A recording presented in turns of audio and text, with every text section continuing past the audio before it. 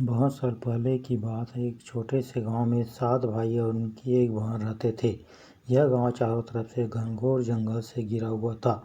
इस गांव में मुश्किल 10 से 15 घर की बस्ती थी। सभी लोग शिकार कर एवं कंद मूल इकट्ठा करके अपना जीवन यापन करते थे। सातों भाइयों की इकलौती बहन बहुत ही शांत स्वभाव की और आज्ञाकारी थी। सबसे छोटा भाई एक पैर से लंगड़ाता था। छोटे भाई के दिल में अपनी इकलौती बहन के लिए बहुत प्यार एवं लगाव था। दिन भर सातों भाई जंगलों में जाकर शिकार करते थे और कंदमूल इकट्ठा करते थे। उनकी बहन घर पर उनके लिए खाना बनाती थी। एक दिन सातों भाई जंगल में शिकार करने गए थे। उन्होंने अपनी बहन से कहा, आज भात के साथ में बथुआ भाजी की सब्जी बनाना। भाइयों की बात को सुनकर बहन अकेले जंगल में जाकर बथुआ की भाजी तोड़कर ले कर आई और बनाने से पहले उसे काटने लगी। इसी दौरान उसकी अंगुली में कट गई और खून की तेज धार निकलने लगी, जिससे उसका पूरा हाथ खून खून हो गया और थोड़ा खून सब्जी पर भी गिर गया। बहन ने सोचा, भाइयों के आने का समय हो रहा है। उसके पास अब इतना समय नहीं है कि वह दोबारा जंगल में जाकर भाजी तोड़कर लेकर आए, इसलिए उसने वही सब्जी बना दी। जब उसके भाई जंगल से लौटकर आए तो छोटी बहन ने हमेशा की तरह सबके लिए खाना परोसा और सभी एक साथ बैठकर खाना खाने लगे। भाइयों ने पके हुए बथुआ भाजी को खाकर खाने की जमकर तारीफ की और उन्होंने अपनी बहन से पूछा कि बहन, तुम्हारे द्वारा बनाए हुए सब्जी हमने बहुत बार खाए हैं, लेकिन आज की सब्जी का स्वाद बहुत ही अद्भुत है। बताओ न कैसे और क्या क्या मिलाकर इतनी स्वादिष्ट सब्जी बनाई है। पहले तो बहन डर से सहम गई कि कहीं भाइयों को पता न चल जाए कि मेरे हाथ की उंगली कट गई है। फिर भी थोड़ा सोचकर वह बोली, कुछ नहीं भैया, जैसे हमेशा की तरह सब्जी पकाती हूँ वैसे ही आज भी बनाई।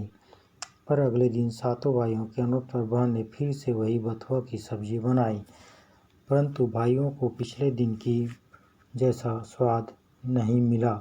फिर ऐसा ही अनुरोध 12 बार हुआ, लेकिन खून लगे सब्जी का स्वाद उनके मस्तिष्क में से उतर ही नहीं रहा था। इसलिए सातों भाइयों ने बहन से उस दिन के खाना बनाने का तरीका जानने की जिद की। मजबूर होकर बहन ने सारी घटना बता दी। सच्चाई मालूम होने पर पांचवा भाई, जो बहुत ही खूंखार प्रवृत्ति का था, उसने बाकी भाइयों से कहा कि जब बहन का खून इतना स्वादिष्ट है तो उसका मांस कितना स्वादिष्ट होगा। यह बोलकर सभी भाइयों के बीच चर्चा होने लगी। छोटे भाई को छोड़कर बाकी सभी भाइयों ने अपनी बहन को मारकर उसका मांस खाने के लिए राजी हो गए। उनकी यह सभी बातें बहन दीवार के पीछे खड़ी होकर सुन रही थी। उसे बहुत बड़ा धक्का लगा कि उसके भाई उसका मांस खाने की लालसा रखते हैं।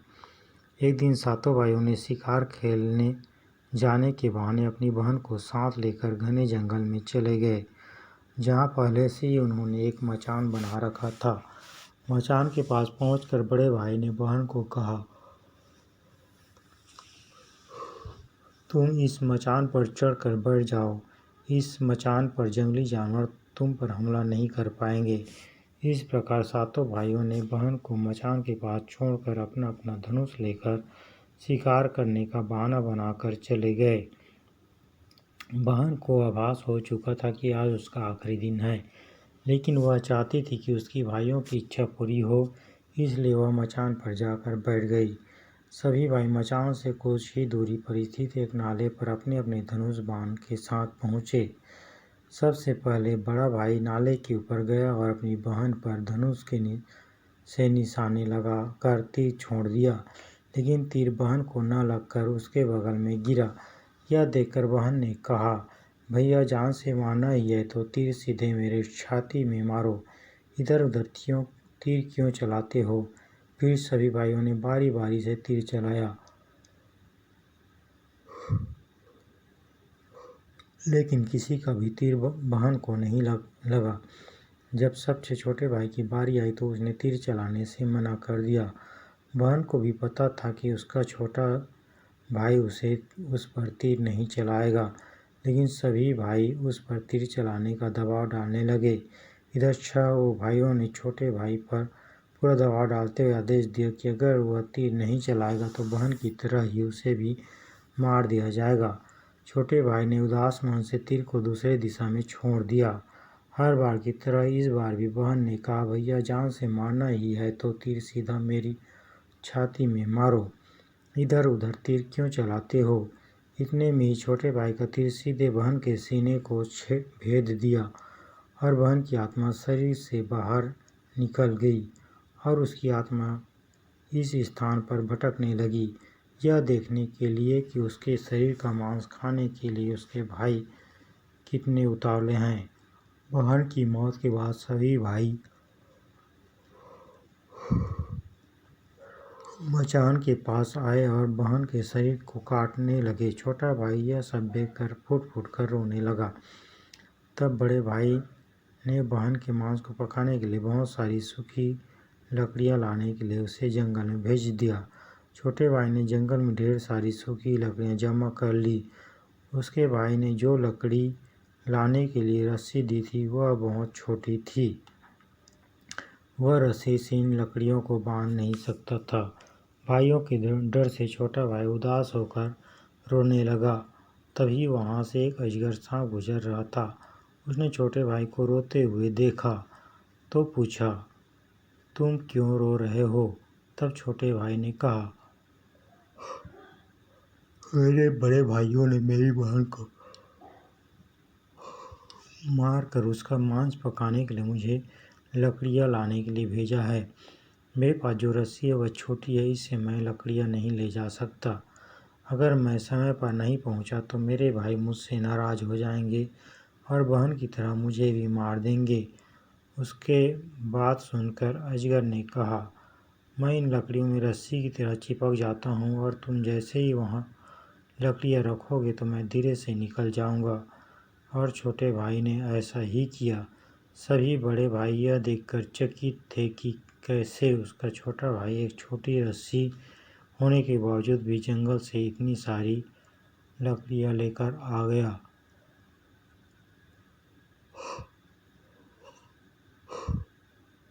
इसके बाद वे लोग अपने छोटे भाई को पानी लाने के लिए एक मटके में 7 छेद करके भेजा। उन भाइयों का मकसद था कि यदि उसका छोटा भाई यदि हमारी कई बातों को नहीं मानेगा या नहीं करेगा तो बहन के बाद इसको भी वैसा ही मारेंगे।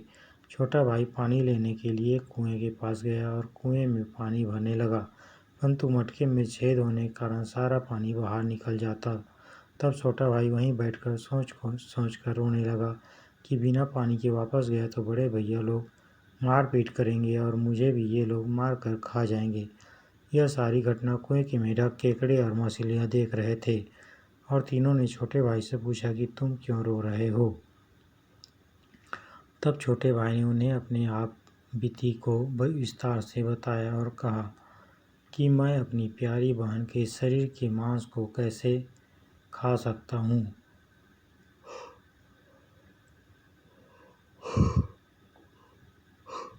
और नहीं खाया तो बड़े भैया लोग मुझे भी मार देंगे और मुझे जो मटका दिया है उसमें जानबूझकर 7 छेद कर दिए हैं कि मैं पानी न ला सकूं। तब मेढक ने कहा, तुम परेशान मत हो, हम सब मेढक मटके के छेद में चिपक जाते हैं।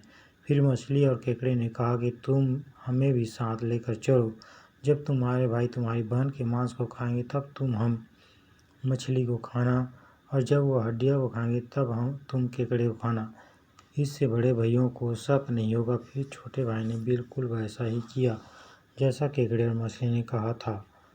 रात को जब बहन का पका हुआ मांस खाने के लिए परोसा गया तब बड़े भाइयों से छुपकर छोटे भाई ने बहन की मांस को एक गड्ढे में डाल दिया और उसे मिट्टी से ढक दिया।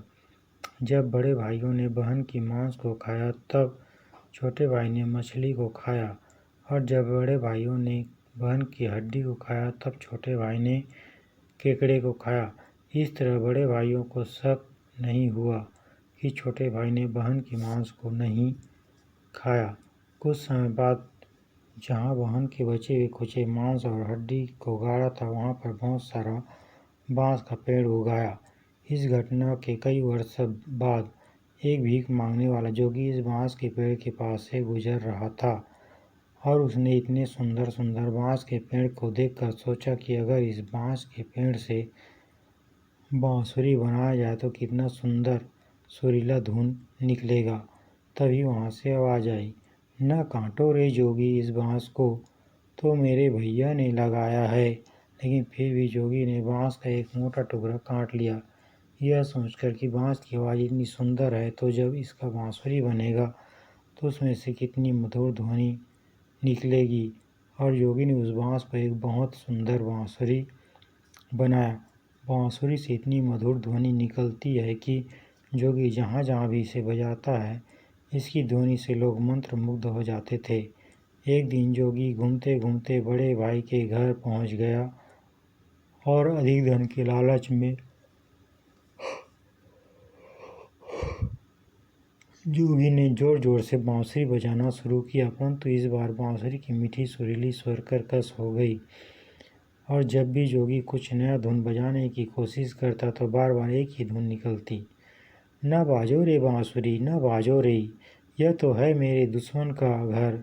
बार बार यही धुन निकलने पर बड़े भाई ने जोगी को मारपीट करके अपने घर से भगा दिया। ऐसे ही घूमते घूमते जोगी हर एक भाई के घर गया, लेकिन हर बार की तरह वही धुन निकलते, न बाजो रे बांसुरी न बाजो रे, यह तो है मेरे दुश्मन का घर। यह धुन सुनकर सारे भाइयों ने जोगी को घर से भगा दिए। अंत में जोगी छोटे भाई के घर पहुंचा। छोटे भाई के द्वार पर पहुंचते ही बांसुरी खुद ही बजने लगा जोर जोर से, बाजो रे बांसुरी, यह तो है मेरे छोटे भाई का घर। इतना मधुर मीठा स्वर सुनकर छोटे भाई को अपनी बहन की याद आ गई और यह धुन सुनकर छोटे भाई से नहीं रहा गया तो उसने जोगी से बांसुरी की मुँहमांगी रकम देकर उसे खरीद लिया और जोगी की अच्छी खातिरदारी करके विदा किया। धीरे धीरे समय बीता। एक दिन छोटे भाई को अपने घर से कुछ दिनों के लिए बाहर जाना था। जब वह वापस आया तो उसने देखा कि उसका घर बहुत सुंदर ढंग से सजा हुआ था और घर के सारे बर्तन अच्छे तरीके से रखे हुए थे। यह देखकर उसे हैरानी तो हुई, लेकिन उसने ज़्यादा ध्यान नहीं दिया। जब भी छोटा भाई काम से बाहर जाता यही घटना हर बार देखने को मिलती। उसका घर साफ सुथरा रहता। छोटे भाई के मन में यह जानने की जिज्ञासा उमड़ी कि आखिर मेरे घर को इतनी सुंदर ढंग से कौन साफ रखता है एवं सजावट करता है, और अपने भाइयों तथा भाभियों से भी पूछता है, लेकिन वह लोग सजावट करने की बात से साफ इनकार कर देते हैं। एक दिन छोटे भाई ने सच्चाई का पता लगाने के लिए किसी काम का बहाना बनाकर घर से निकला और चुपके से वापस आकर अपने कमरे में रखे एक चटाई के अंदर छुप गया। कुछ समय के इंतजार के बाद छोटे भाई ने देखा कि एक खूबसूरत सी लड़की बांसुरी के अंदर से बाहर निकली, कमरे में के अंदर आई और सारे कमरे को साफ सफाई कर वापस इस बांसुरी में समा गई। यह देखकर छोटे भाई की आंखें खुली की खुली रह गई, क्योंकि उस लड़की की शक्ल उसकी छोटी बहन के जैसी थी। इसलिए छोटे भाई ने अगले दिन फिर से एक बार इस चटाई में छुपकर लड़की के आने का इंतजार करने लगा। थोड़ी देर में बांसुरी से वही सुंदर लड़की बाहर आई। उसने पूरे कमरे की साफ सफाई की और जैसे ही अपना काम खत्म कर वापस बांसुरी में जाने लगी, तब छोटे भाई ने उसे रोक लिया और तुरंत बांसुरी को जला दिया। जिसके बाद वह लड़की हमेशा के लिए मानव रूप में परिवर्तित हो गई। जब उनके भाइयों ने सुना कि छोटे भाई की घर कोई बहुत ही साफ सुथरा रखता है एवं खूब सजावट करके रखता है, तो सोचने लगते हैं कि भाई की तो अभी शादी नहीं हुई है, तो वह कौन हो सकता है। यह देखने के लिए एक दिन उसके सभी भाई एक साथ उसके घर में आते हैं। उसी समय उसकी बहन अपने सजावट काम में लगी हुई होती है। वे आवाज़ लगाते हैं, कोई है घर में। उसकी बहन उनके सामने आ जाती है। जब उनके भाई अपने बहन को सामने देखते हैं तो जोगी की बांसुरी की धुन उन लोगों के कानों में गूंजती है। न बाजो रे बांसुरी न बाजो रे, यह तू मेरे दुश्मन बड़े भाइयों का घर है। उस दिन से सभी भाई बहुत बेचैन रहने लगते हैं और जब भी बिस्तर में सोने जाते हैं तो वह धुन उनके कानों में गूंजने लगती है। उनका खाना पीना सोना सब हराम हो गया, आँखों से नींद गायब हो गई और उन सब भाइयों को कोढ़ की बीमारी हो गई और तड़प तड़प कर उनकी जान चली गई। इधर छोटे भाई बहन खुशी खुशी से अपना जीवन जीने लगे।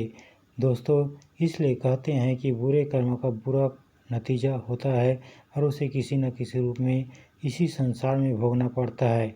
स्वर्ग और नरक इसी संसार में है, इसलिए सत्कर्म करो। आशा करता हूँ कि यह कहानी आपको अच्छी लगी होगी। इसी तरह की कहानी की वीडियो के लिए चैनल को लाइक करें, शेयर करें एवं सब्सक्राइब अवश्य करें। धन्यवाद।